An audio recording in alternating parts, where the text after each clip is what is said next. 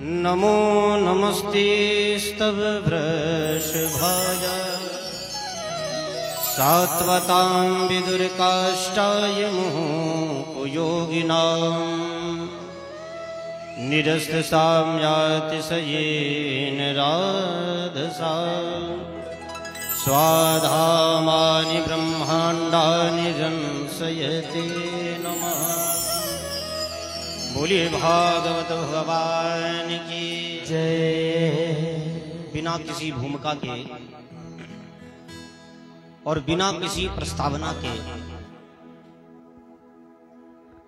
हम अपने कथा प्रसंग को पूरा करने का प्रयास करेंगे।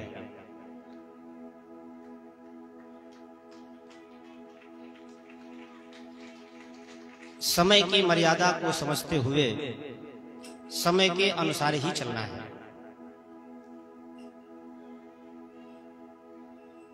आदरणीय हमारे लिए तो पूजनीय है, पिता और गुरु दोनों की भूमिका का निर्वहन आपके द्वारा होता है।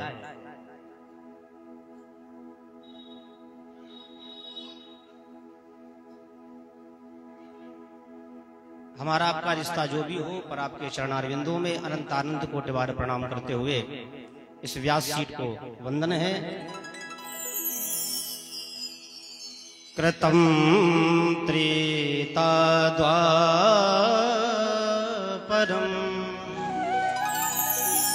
चाकलितेषु केशवा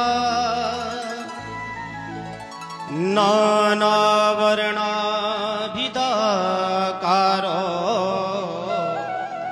नानेव विधिने जयते।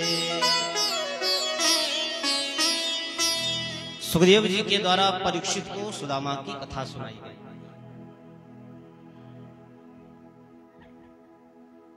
और सुदामा के चरित्र को सुनाने के बाद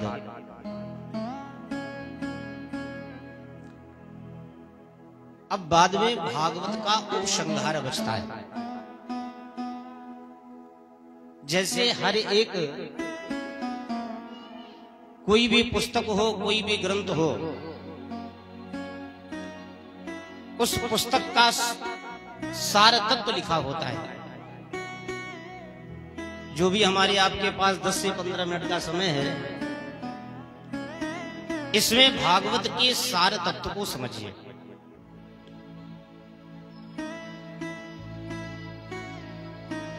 भागवत साक्षात मोक्ष का ग्रंथ है।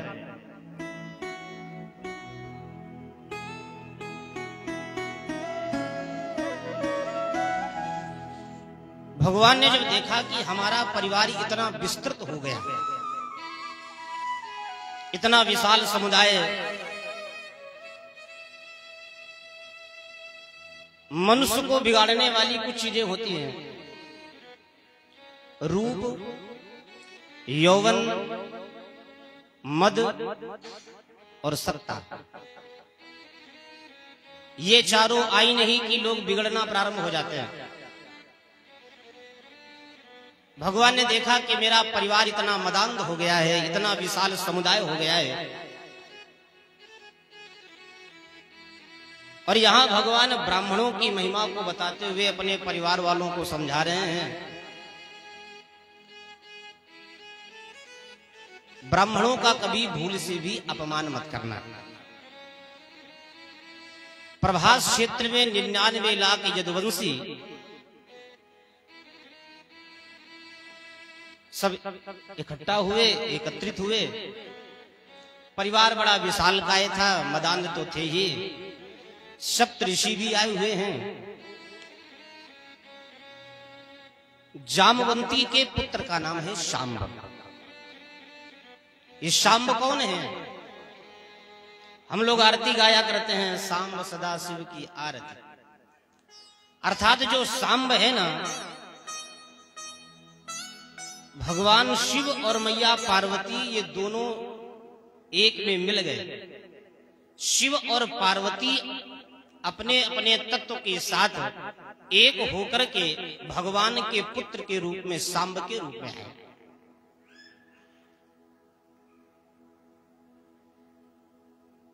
सांब के पेट में कढ़ाई बांध दी गई और ये बच्चे सब मजाक करते करते महात्माओं के पास आए। बोले बाबा जी ये बताओ, ये नई नवेली दुल्हन है, इसके लड़का होगी कि लड़की? दुर्वासा जी बोले इधर आओ, हम बताएं। बोले ना तो इसके लड़का होगा ना इसके लड़की होगी, इसके होगा मूसल, और जो तुम्हारे परिवार को नष्ट कर देगा। जल्दी जल्दी सब दौड़े दौड़े उग्रसेन के पास गए। उग्रसेन ने जब साड़ी को हटाया, उसमें से मूसल गिरा। उस मूसल को पिसवाया गया, समुद्र में फेंका गया। एर नाम की घास भई और सारे के सारे यदुवंशी मदिरा का पान किए। और मदिरा का पान करने के बाद में एक दूसरे में अपनी स्त्री का दर्शन करने लगे। एक कहता है भैया ये तुम्हारी भाभी, एक कहता है ये तुम्हारी भाभी। और 99 लाख यदुवंशी सबके सब समाप्त हो गए। उद्धव जी ने भगवान से पूछा, प्रभु आपने अपना पूरा वंश समाप्त करवा दिया, अब हम लोगों के हृदय में यदि इच्छा जगे, आप भी धराधाम छोड़ के जा रहे हो, अगर आपके दर्शन करने की इच्छा जगे तो हम आपका दर्शन कैसे करें?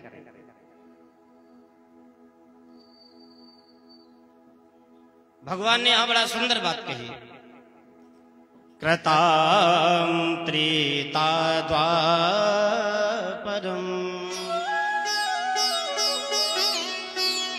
हमें आपको जब त्रेता में भगवान के दर्शन करने होते थे ना,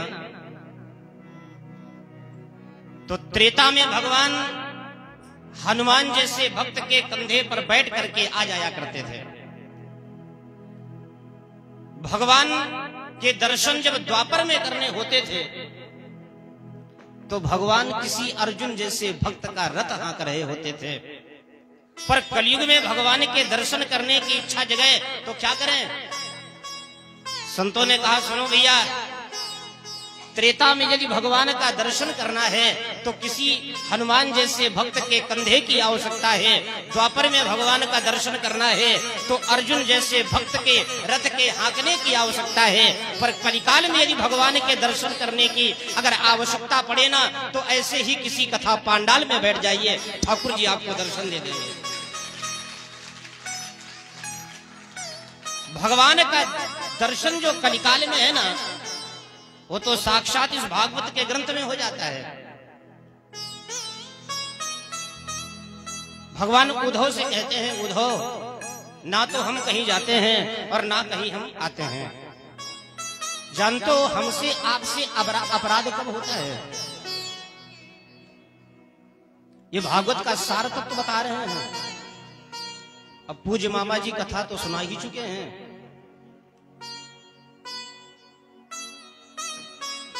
थोड़ा बहुत उपसंहार बचा है तो अल्प समय में पूरी बात समझा दी जाए। हम लोग भागवत की कथा में गलती कहां करते हैं? परमात्मा मिलता क्यों नहीं?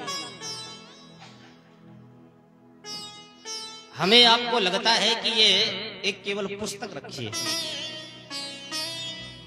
ये पुस्तक जो है ना, ये उस तक पहुंचाने का काम करती है। ये केवल एक पुस्तक नहीं है, ये साक्षात भगवान का वांगमय स्वरूप है। ठाकुर जी इस ग्रंथ में हैं और हमें आपको लगता है कि केवल ये एक पुस्तक रखी है तो हमसे आपसे अपराध हो जाते हैं। और अगर आपके मन में श्रद्धा ये है भैया ये पुस्तक नहीं है, साक्षात परमात्मा हमारे सामने बैठे हैं, भूल करके भी हमसे आपसे गलती नहीं होगी।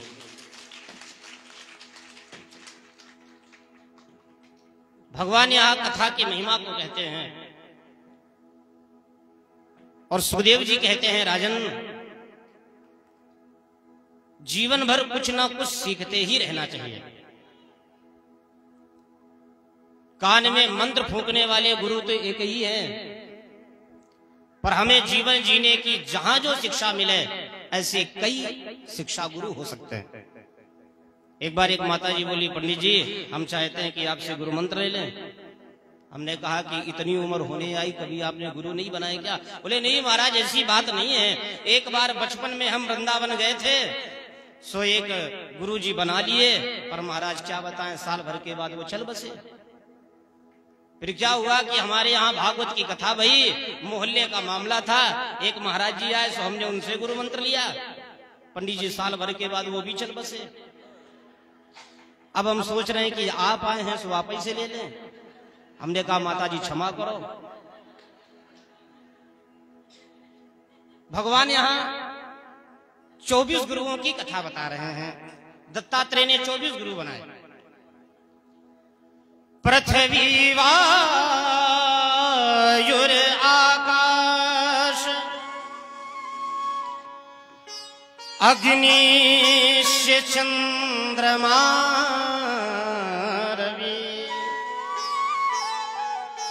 कपोतो अजगरा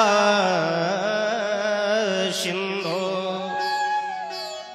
पतंगो मधुकृत गजा।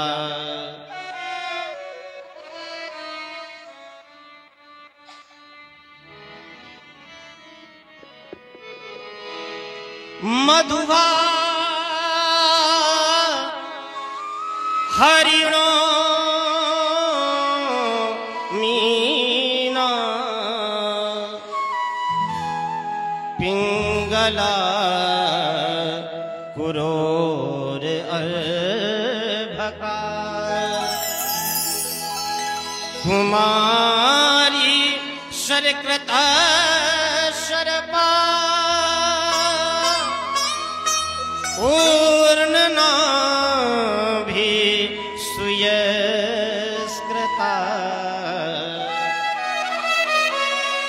दत्तात्रेय ने अपने जीवन में 24 गुरु बनाए।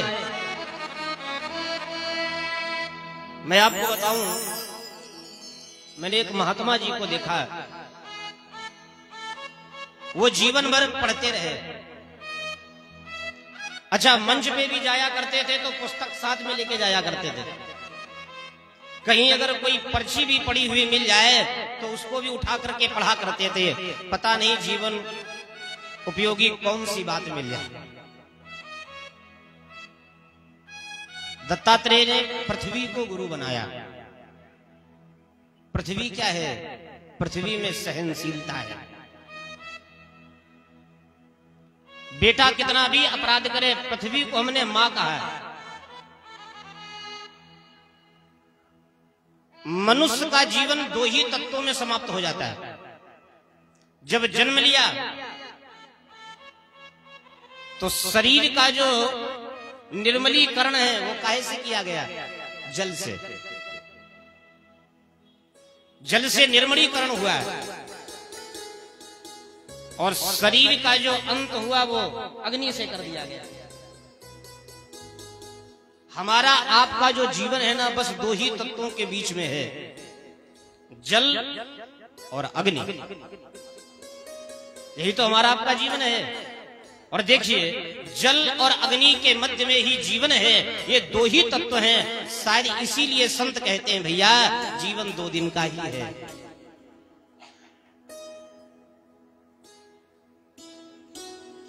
एक जन्म का दिन और दूसरा मृत्यु का दिन।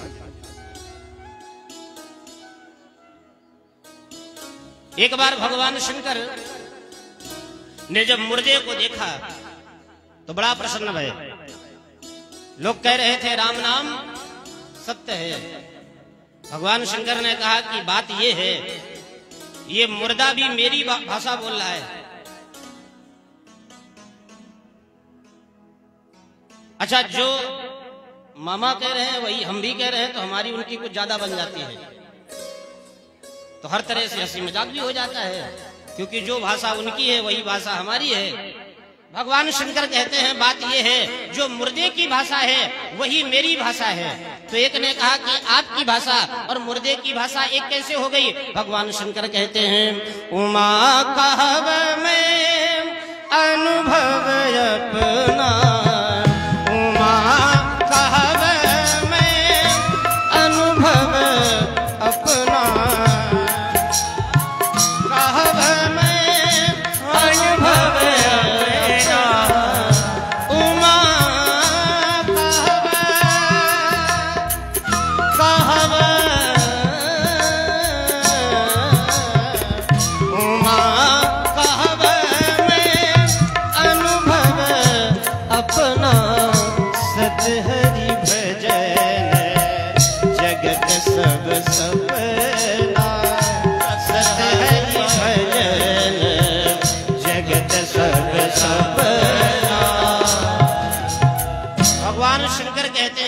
पार्वती मेरे जीवन का निज अनुभव है। अनुभव क्या है? देखो, ये बात जो है ना, थ्योरिकल नहीं, प्रैक्टिकल है। भगवान शंकर कहते हैं मैं पढ़ी पढ़ाई बात नहीं बोल रहा, जो मेरे जीवन का निज अनुभव है। और वो अनुभव क्या है? बोले सत हरि भजन जगत सब सपना। ये भगवान का भजन ही सत्य है। और जो मुर्दा कंधे पे हमारे आपके बैठ के जा रहा है, वो भी क्या कह रहा है? राम नाम। अच्छा, किसी ने मुर्दे से पूछा, ये किसको सुना रहे हो? किसको सुना रहे हो? जो कंधे पे बैठा है। और जो कंधे पे है ना, वो तो सुन नहीं रहा है। ये मुर्दा आपके कंधे में बैठने के बाद ये आपको समझाते हुए जा रहा है, जिसको सच मान रहे थे वो तो तुम्हारे कंधे पर बैठा है, बाकी राम नाम ही सत्य है। अच्छा, मुर्दे की भी एक विशेषता देखो। मुर्दा वो तुम्हें लेके कहां गया? शमशान। नाम भी किसी ने बड़ा सोच समझ के रखा होगा। जहां पे जाने के बाद हर एक आदमी की जो शान है ना, वो कैसी है? वो सम है। वहां कोई भी जाए, चाहे पंकजेश जी जाए या कोई सेठ साहूकार जाए, जहां जाने के बाद हर एक आदमी की जो शान है ना, वो सम है। मुर्दा भी बड़ा गजब का है, शमशान लेके पहुंच गया। भगवान शंकर ने विचार किया, लोग बड़ा रो रहे थे, ये आदमी मर के गया, बड़ा रो रहे थे। कोई कह रहा था हमारे पिताजी चले गए, कोई कह रहा था हमारे पति चले गए, कोई कह रहा था कि इधर ही आ जाओ, पूजन आप ही का होना है।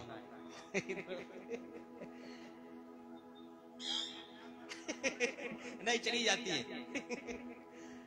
तो भगवान शंकर कहते हैं कि जरा देख तो लिया जाए, ये जिसको हम लोग सत्य मान रहे थे, ये सत्य है कि नहीं है?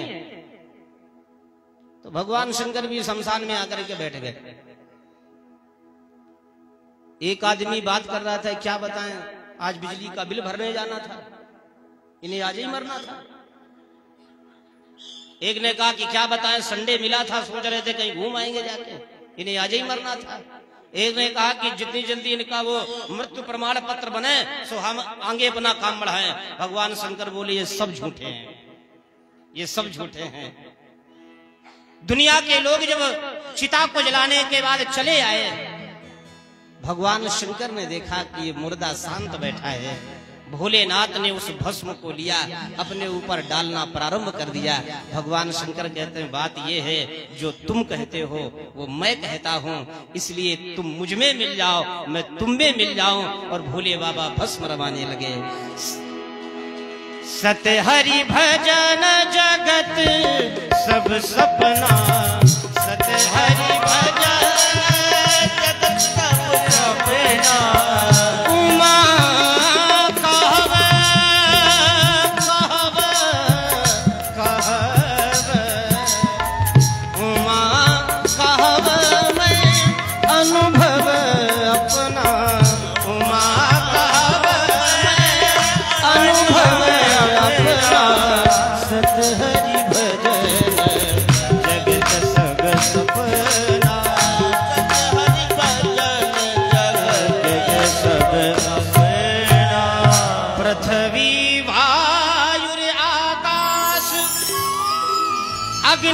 चंद्रमा रवि।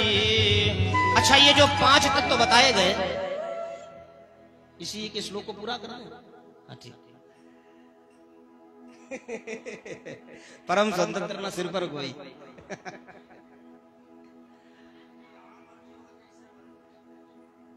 इसी जला श्लोक की चर्चा कर लें। हमारे आपके शरीर में 5 तत्व ही हैं, पृथ्वी, वायु, आकाश, अग्नि। ये जो 5 तत्व हैं, इस शरीर की यही गति होनी है। इन 5 के अलावा कोई शरीर की दूसरी गति नहीं होनी। पृथ्वी तत्व पृथ्वी में लीन हो जाता है, अग्नि तत्व अग्नि में लीन हो जाता है, वायु तत्व वायु में चला जाता है, जल तत्व जल तत्व में चला जाता है, आकाश तत्व आकाश में चला जाता है। पृथ्वी से धैर्य सीखा, वायु वायु क्या करती है? शीतलता प्रदान करती है। ऐसा गर्मी का समय है, अभी अगर पंखा वंखा चलना बंद हो जाए, बोलो कितनी परेशानी। अर्थात ये वायु हमें समझाती है कि भैया हमेशा दूसरे को शीतलता प्रदान करिए।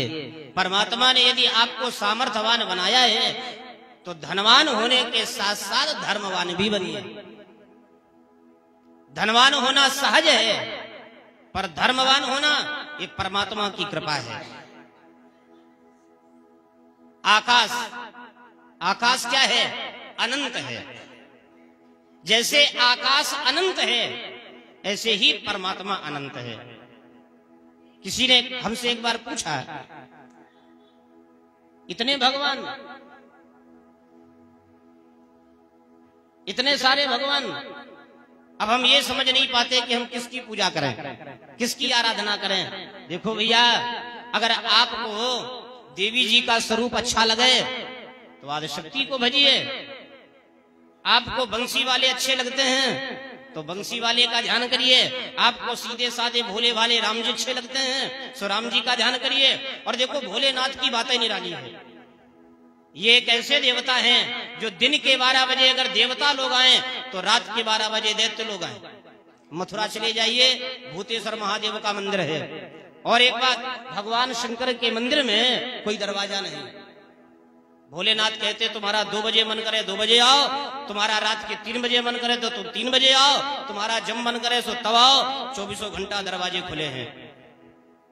ऐसा दयालु देवता कौन होगा? परमात्मा अनंत है। तो बोले भगवान अनंत हैं, बोले भगवान कण-कण में हैं। बोले भगवान यदि कण-कण में है तो कैसे जाने कि वो कण कौन है? बोले भगवान यदि कण-कण में है तो कैसे जाने कण-कण में है? दुनिया में भटकने की जरूरत क्या है? भैया दुनिया में भटक हम इसलिए रहे हैं कि आखिरकार वो कण तो मिल जाए जिस कण में परमात्मा रहते हैं। वही कण तो ढूंढना है। भगवान आकाश की तरह हैं। हरि अनंत हरि कथा अनंता। एक बार किसी ने कहा कि भगवान कहाँ हैं? हमने कहा भगवान देखने हैं। बोले हाँ देखने हैं। तो जो आदमी कहे कि भगवान को देखना है उस आदमी को बोलो कि जरा ऊपर देखो। नीलांबुज श्यामल कोमलांगम नील नीरधर श्याम।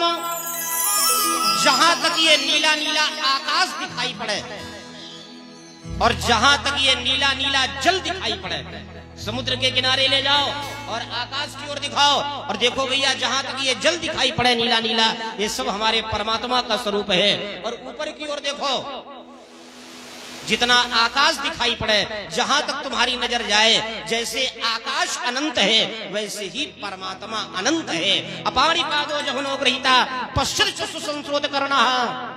परमात्मा अनंत है। बिनु पद चले सुने बिनु काना, करे बिनु कर्म करे विधनाना। आनंद रहित ये लड्डू पेड़ा रसगुल्ला सकल रस भोगी, बिनु बानी बक्ता बड़ जोगी। चर्चाएं तो अनंत हैं, कहां तक चर्चा करी जाए। पर परमात्मा जैसे अनंत है ऐसे ही आत्मा अनंत है। आत्मा तो वैसे है भैया जैसे गाड़ी का एक्सीडेंट हो जाए, हम लोग गाड़ी बदलते हैं, ड्राइवर नहीं बदलते। ऐसे ही शरीर तो नश्वर है, एक ना एक दिन छूट जाना है। और जब गाड़ी पुरानी हो जाए तो ईमानदारी यही है कि ईमानदारी से उतर जाओ या बदल लो। और पुरानी गाड़ी भी लेकर के चले जाओगे, पता नहीं टायर कब पंचर हो जाए, है कोई ठिकाना। इसलिए समझदारी यही है, समय रहते गाड़ी बदल दी जाए। ऐसे परमात्मा अनंत है। चंद्रमा, चंद्रमा क्या है? देखो भगवान शंकर जो है ना, वो अपने मस्तक पर द्विज के चंद्रमा को धारण करते हैं, पूर्णमासी के चंद्रमा को नहीं। एक बार किसी ने भोलेनाथ से कहा कि आप अगर ये चाहें तो आप पूर्णमासी का चंद्रमा धारण कर सकते हैं, आपने धारण क्यों नहीं किया? भगवान शंकर बोले बात ये है पूर्णमासी के चंद्रमा में और द्विज के चंद्रमा में एक अंतर है। बोले क्या?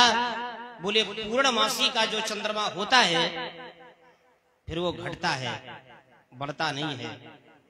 और बोले द्विज के चंद्रमा की एक विशेषता है, वो बढ़ता है। इसका मतलब क्या है? बोले जिसने अपने आप को पूर्ण मान लिया है उसी का घटना प्रारंभ हो जाता है, और जिसने अपने आप को द्विज का चंद्रमा माना है, अभी तो हम सीख रहे हैं, अभी तो हम सीख रहे हैं, अभी तो हम सीख रहे हैं, वही एक ना एक दिन भोलेनाथ के मस्तक की भी शोभा बन जाता है।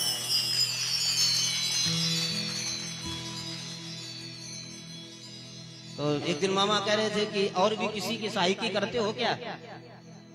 हमने कहा वो तो आप अपनी जो भी मानो, चाहे ठाकुर जी की कृपा मानो। तो एक सीखने की लालसा, ये सब हमारे बुजुर्ग लोग हैं। आपके पास बस इसी भाव से बैठता हूं कि एक जीवन में सीखने की लालसा बनी रहे, कुछ ना कुछ बुजुर्गों के बीच में बैठ करके मिलता रहे। दत्तात्रेय कहते हैं चंद्रमा से ये सीखो कि जीवन में कुछ ना कुछ जहां से जो मिले झुक करके लेते रहो।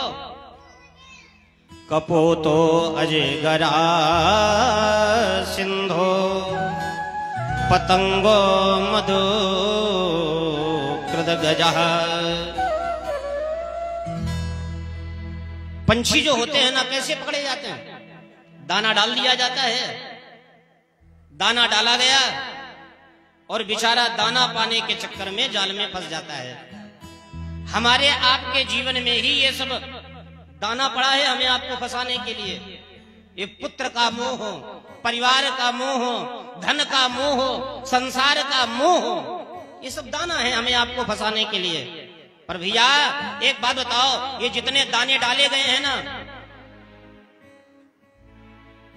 क्या ये हमें आपको संसार से उबारने वाले हैं या फंसाने वाले हैं? मैं आपसे अगर एक बात पूछूं कि लोग कहते हैं सगे संबंधी, सगे संबंधी किसको कहते हैं? सगा संबंधी वो है जो हमारे मरने के बाद हमारी छाती पे पीट पीट के रोवे। क्या वो सगा संबंधी है? क्या हमारा सगा संबंधी वो है जो खूब दहाड़ मार मार के रो रहा हो? भैया ये सगे संबंधी नहीं है, ये तो रो इसलिए रहे हैं जो महीने की पेंशन आती थी ना आज से बंद, जो कमा कमा के लाता था अब किसके सहारे? जो पत्नी कहती थी जिए मरेंगे साथ, जन्म जन्म का साथ है हमारा तुम्हारा।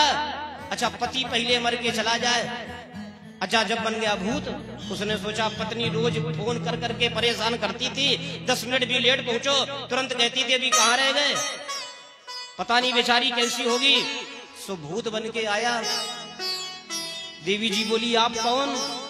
उसने कहा वही है जिसको तुम दिन में 10 बार फोन करती थी। वो सीधे बालाजी पहुंच गई, इनको भगाओ।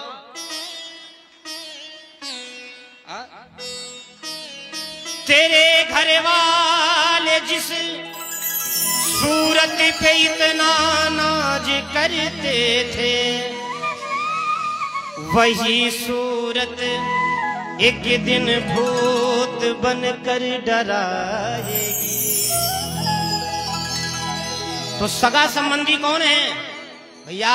सगा संबंधी उसे कहते हैं जो हमें स्नेह के बंधन में न बांधे, हमें इस बंधन से छुड़ाने का काम करे। हमारा जब मृत्यु का समय आए तो हम तो आतुर काल में होंगे, ना हमारा शरीर साथ दे रहा होगा। जानते हो आदमी 1000 प्रयास करके बेटा से प्रेम करता है, बेटी से प्रेम करता है, पत्नी से प्रेम करता है। ये प्रेम क्यों भैया? जब आतुर काल का समय आएगा, शरीर साथ नहीं दे रहा होगा, उस समय यही लोग होंगे जो हमें परमात्मा से जोड़ने का काम करेंगे। तुम्हारे आतुर काल के समय रोने वाला ये सगा नहीं है भैया। मृत्यु का जब समय आवे तो शास्त्र तो ये कहता है कि जमीन दे दे, पृथ्वी का सिंहासन मिल जाए, गाय के गोबर से लीप दिया जाए, तिल डाल दिए जाएं और कोई गंगा जल की 2 बूंदे डाल दे, तुलसी पत्र हमारे मुंह में डाल दे, और उस समय जो परमात्मा से जोड़ने का काम करे वही हमारा सगा है, वही हमारा सगा है। और मृत्यु के समय रोने वाला सगा नहीं। मृत्यु के समय भगवान कृष्ण के जो 24 अवतार हैं, उन 24 अवतारों को जो गावे, गीता के पाठ को जो गावे, भगवान की बाल लीलाओं को हमारे सामने गावे, सच्चे अर्थों में वही सगा है।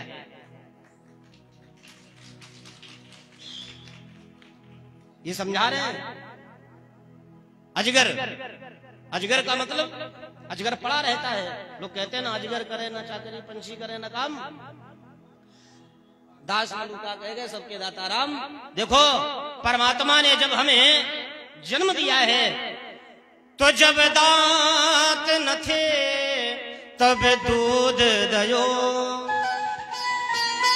अब दांत गए कछु और भी दे। ये ठाकुर जी की व्यवस्था है भैया। कोई किसी को खिलाता पिलाता नहीं है। अरे हम तो भगत आदमी हैं, साधक आदमी हैं। अरे कहीं भी किसी के दरवाजे बैठ जाएंगे, भक्ति करेंगे तो कोई रबड़ी तो छना ही देगा।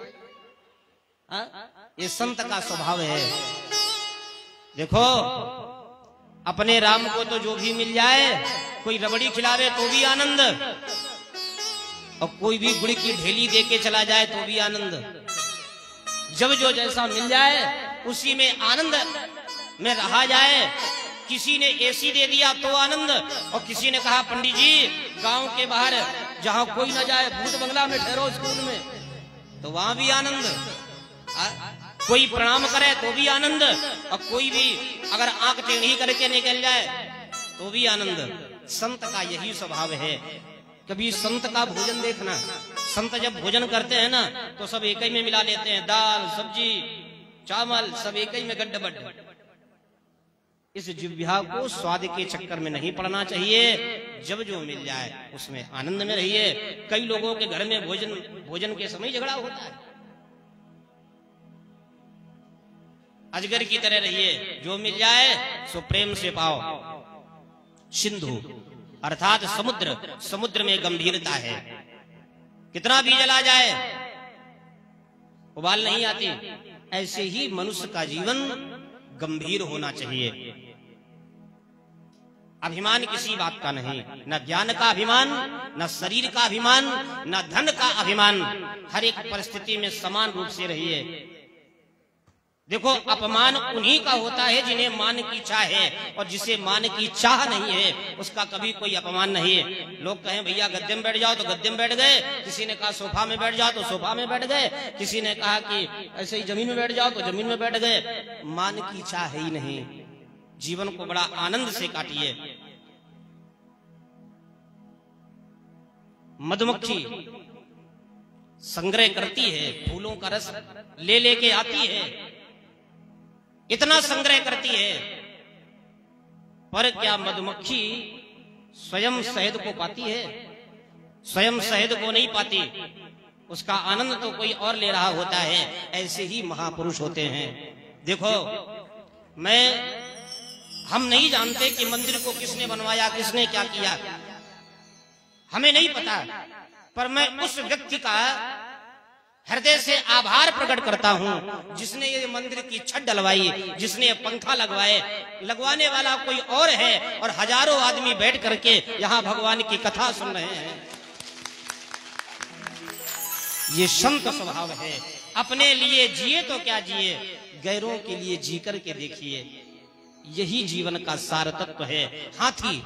हाथी का शरीर इतना बड़ा, पर भगवान ने आंख बड़ी सूक्ष्म बनाई। हाथी को अगर अपना शरीर दिखाई पड़ जाए ना तो प्रहला दे, पर हाथी का विशाल का ये शरीर है, पर दृष्टि बड़ी सूक्ष्म है। हाथी की एक विशेषता और है। पुराने जमाने में जब हाथी आया करते थे तो लोग हाथी के सामने हाथ जोड़ के खड़े होते थे, गणेश जी मान करके, गणेश जी आए हैं। तो जिस हाथी के पीछे लोग हाथ जोड़ के खड़े होते थे, उसी गांव के कुछ कुत्ते भौंक रहे होते थे।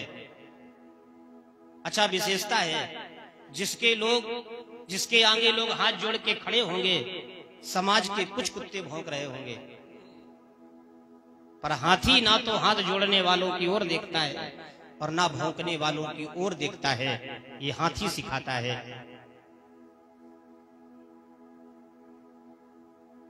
मधुआ हरिणो मीना पिंगला कुरो अर्भका कुमारी शर्कृता सर्व पूर्णनाभि सुयशकृता।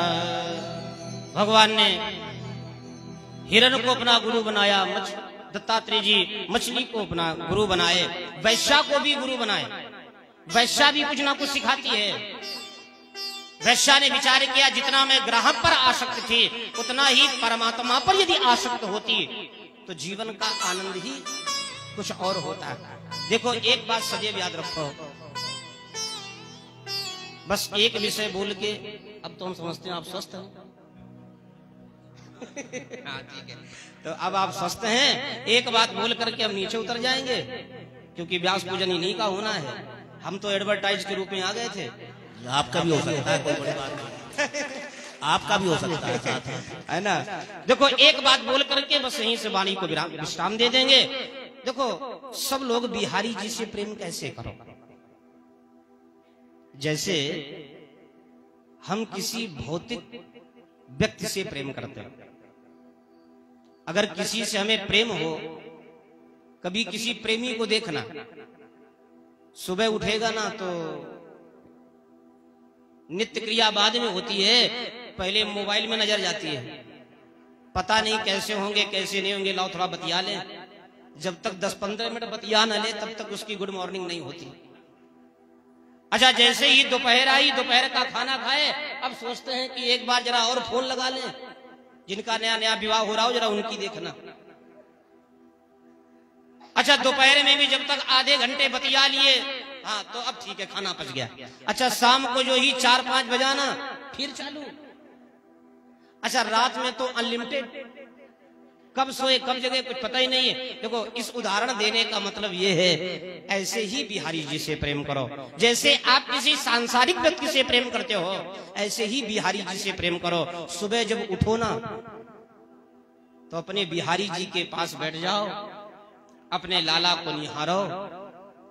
रात भर सोए हैं, अब कैसे लग रहे होंगे, तो थोड़ी देर इनसे बातें भी किया करो। ये बोलते हैं, इनसे यदि बातें करो ना तो ये बोलेंगे भी। अपने बिहारी जी से बढ़िया बातें करो, सुबह सुबह बढ़िया नहाओ धो, इनका श्रृंगार करो और बातें भी करते जाओ, इनके भजन भी करते जाओ।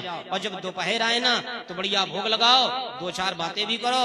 और जब संध्या का समय आए, आरती भोग प्रसाद करने के बाद थोड़ी 2-2, 4-4 बातें कर लो। और रात में जब बिस्तर पे जाओ ना तो ठाकुर जी का चिंतन करते करते नींद कब आ जाए।